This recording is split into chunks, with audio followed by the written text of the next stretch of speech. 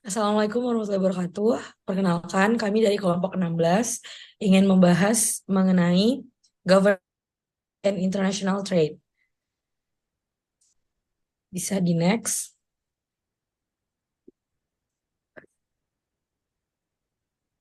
Baik, perkenalkan nama saya Muhammad Fauzi dengan NIM belakang 083. Saya Brahma Faus Aidin dengan NIM belakang 063. Perkenalkan, saya Alisa Fadila dengan NIM belakang 080.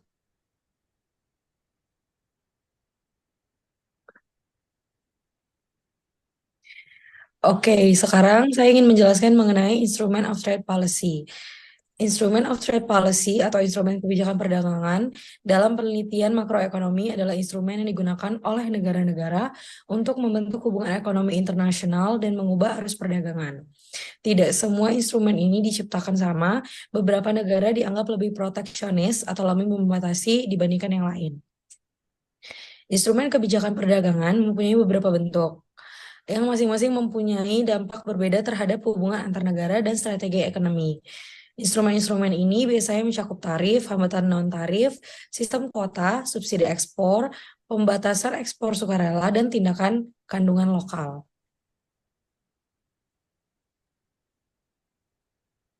Bisa di next.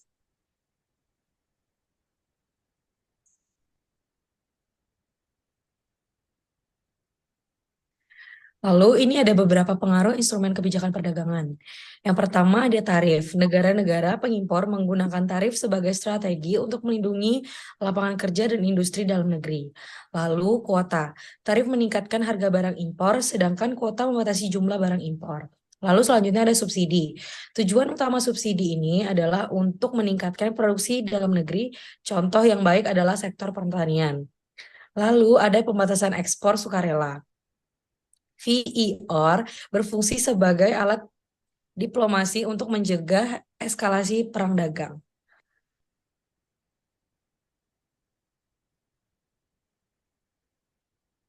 Bisa di next. Lalu ini ada contoh instrumen kebijakan perdagangannya. Untuk tarif, contohnya adalah Amerika Serikat yang pada tahun 2018 dalam upaya untuk melindungi produsen baja dan aluminium dalam negara dari persaingan internasional, negara tersebut menerapkan tarif sebesar 25% untuk baja dan 10% untuk impor aluminium. Lalu untuk kuota, Multi-Fiber Arrangement atau MFA yang aktif dari tahun 1974 hingga 2004, perjanjian ini memberlakukan kuota pada jumlah yang dapat diekspor negara-negara berkembang ke negara-negara maju di sektor tekstil dan pakaian jadi. Lalu subsidi, terlihat pada subsidi ekstensif yang diberikan UI kepada sektor pertaniannya di bawah kerangka kebijakan pertanian bersama. VER itu, lalu ada VER, perjanjian antara Jepang dan Amerika Serikat mengenai ekspor mobil selama tahun 1980-an yang bisa menjadi contoh yang menonjol.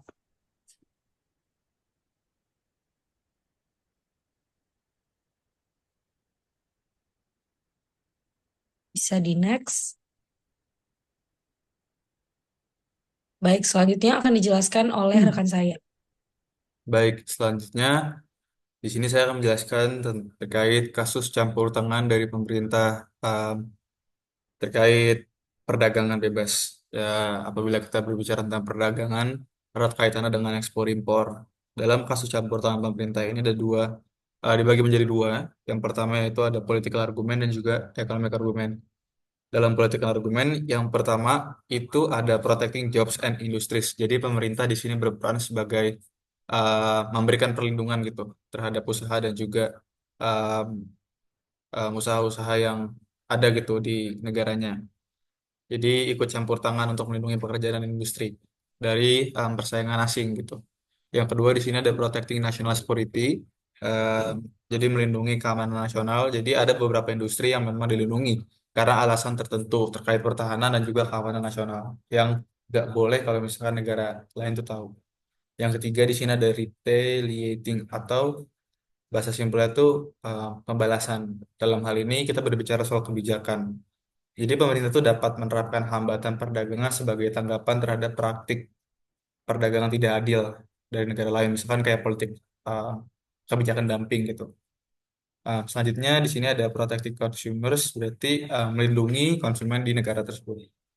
Jadi pembatasan impor dapat digunakan untuk mencegah produk berbahaya atau tidak aman masuk ke pasar domestik seperti senjata atau barang-barang ilegal kayak narkoba gitu. Pemerintah ikut campur tangan di sini.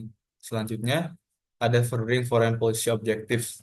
Jadi memajukan tujuan kebijakan luar negeri. Artinya apa? Jadi kebijakan perdagangan digunakan untuk mempengaruhi atau memberikan imbalan kepada negara lain berdasarkan tujuan kebijakan luar negeri. Yang terakhir di sini ada protecting human rights. Jadi hak asasi manusia.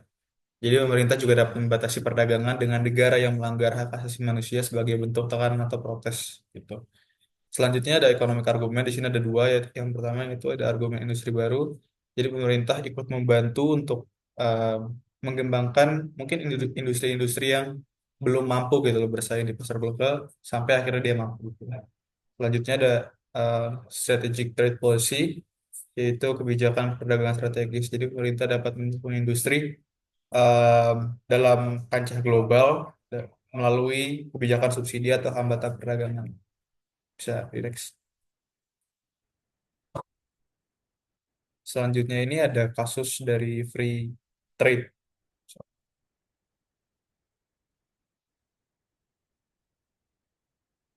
Oke, jadi kasus dari free trade ini ada dua, dan ini merupakan opini dari Krugman dan kasus-kasus yang terjadi gitu.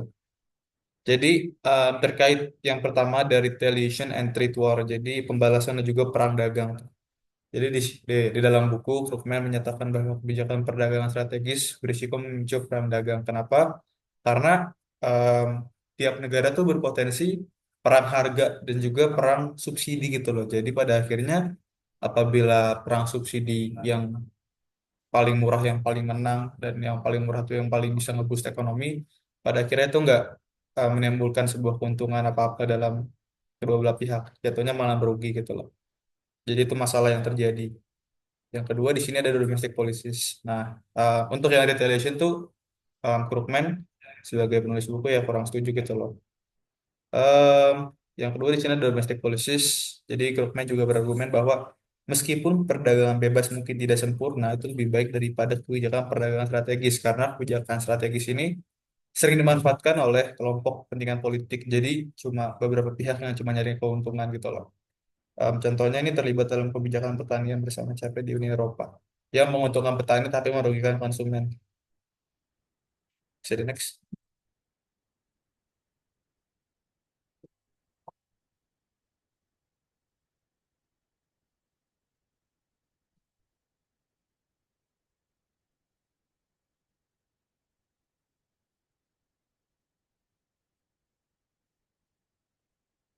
Oke, selanjutnya di sini kita akan membahas tentang evolusi kerangka perdagangan internasional berat dan merit. Eh, gitu.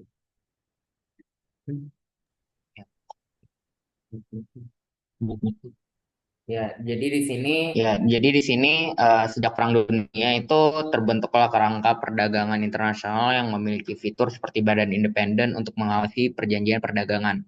Awalnya sendiri, kerangka ini tuh dikenal sebagai General Agreement on Tariffs and Trade atau GATT. GATT. Namun sejak 1995 diambil alih oleh World Trade Organization. Nah, dalam perkembangannya sendiri ini terdapat beberapa periode yang bisa kita breakdown. Pertama, dari masa Adam Smith hingga Depresi Besar. Jadi perdagangan bebas sebagai kebijakan pemerintah ini pertama kali kan ditetapkan oleh Inggris pada tahun 1846 dengan mencabut Corn Laws. Undang-undang ini tuh awalnya bertujuan untuk melindungi produsen jagung Inggris. Setelah itu, selama sekitar 80 tahun, Inggris itu berusaha mendorong liberasi perdagangannya. Namun negara-negara mitra utamanya itu tidak mengikuti kebijakan ini secara timbal balik. Nah, sehingga pada tahun 1930-an upaya Inggris itu mengupayakan untuk mempromosikan perdagangan bebas eh, itu akhirnya hancur ketika depresi besar.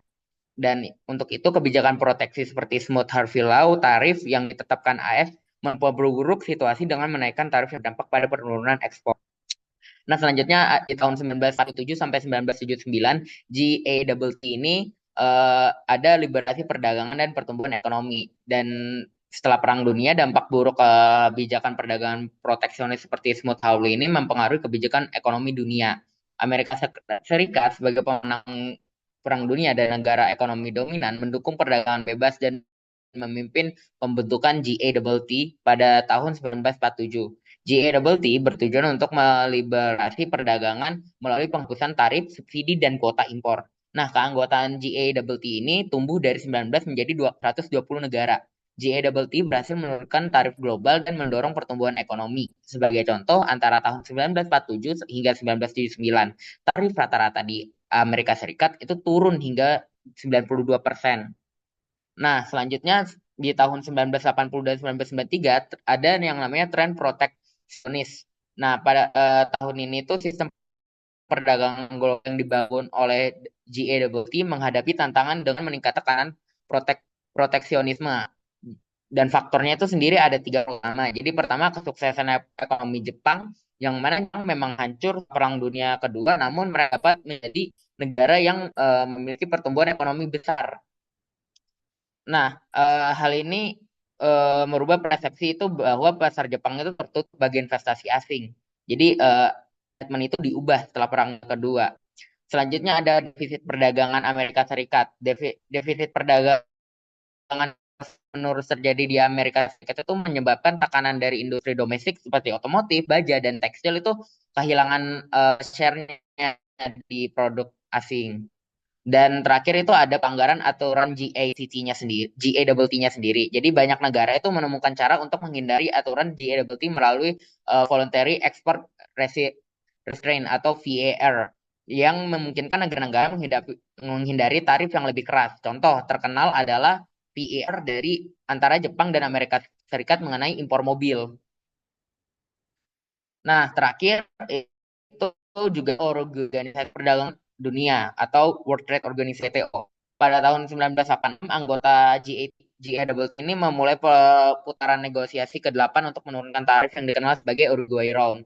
Negosiasi ini berlangsung selama 7 tahun dan berakhir dengan kesepakatan bahwa pada tanggal 15 Desember 1993 yang eh, berakhir dengan jadi diskusi mereka selama 7 tahun itu berakhir pada kesepakatan yang ada di tanggal 15 Desember 1993 yang mulai pada tahun 1995 tanggal 1 Juli. Yaitu putaran Uruguay ini merupakan hasil negosiasi yang paling ambisius pada saat itu dengan tujuannya memperluas cakupan GATT yang awalnya hanya mencakup perdagangan barang-barang manufaktur dan komoditas ke perdagangan jasa, perlindungan kekayaan intelektual, pengurangan subsidi, pertanian, dan penguatan mekanisme pemantauan serta penegakan GATT. Nah, isi dari sendiri ini secara singkatnya seperti itu. Dan uh, GATT ini perjanjian itu juga melahirkan yang namanya World Trade Organization yang dibentuk untuk mengimplementasikan perjanjian GATT.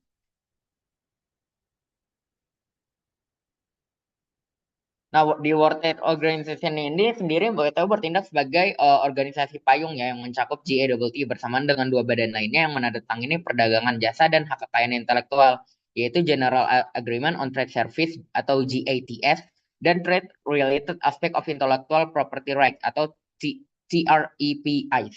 Nah, di sini pengalaman WTO sendiri dari masa terbentuknya pada tahun 2021, WTO itu memiliki 164 anggota dan termasuk Tiongkok yang bergabung pada akhir tahun 2001 dan Rusia yang bergabung pada tahun 2012 secara kolektif. Anggota WTO ini menguasai 90% dari perdagangan dunia. Nah, terus juga WTO itu berfungsi sebagai polisi global. WTO memiliki mekanisme pengawasan dan penegakan aturan yang secara efektif. Selama periode tahun 1995 sampai 2019, lebih dari 500 sengketa perdagangan telah diajukan ke WTO dengan mayoritas kasus diselesaikan melalui konsultasi informal. Nah, namun dari meskipun terdapat beberapa prestasi dan capaian yang dicapai oleh WTO, terdapat beberapa masalah yang belum diselesaikan, yaitu kebijakan anti dumping di mana negara-negara itu masih tetap meskipun WTO itu udah mengizinkan negara-negara untuk menerapkan kebijakan anti dumping terhadap produk yang dijual di bawah harga, definisi yang kabur tentang dumping itu telah dimanfaatkan oleh beberapa negara untuk melindungi industri domestik mereka. Terus ada proteksi proteksionisme di sektor pertanian. Nah, ini tuh tarif pertanian tetap tinggi, jauh melebihi tarif produk non pertanian dan subsidi pertanian tetap padahal subsidi pertanian itu substansial sehingga menyebabkan distorsi dalam perdagangan dan produksi global. Terus ada perlindungan hak kekayaan intelektual yaitu karena WTO itu kurang perlindungan yang kuat untuk hak kekayaan intelektual ini. Jadi ini menjadi sebuah isu gitu di dalam WTO. Terus terakhir ada akses pasar barang non pertanian dan jasa. Jadi ini meskipun ada kemajuan tarif tinggi pada beberapa produk industri negara-negara maju tetap menjadi hambatan bagi pertumbuhan ekonomi. Jadi secara keseluruhan meskipun WTO telah membuat kemajuan signifikan, terdapat beberapa masalah di beberapa bidang dan ini tentunya akan menjadi masalah di perdagangan internasional di masa depan. Sekian dari kelompok kami, terima kasih.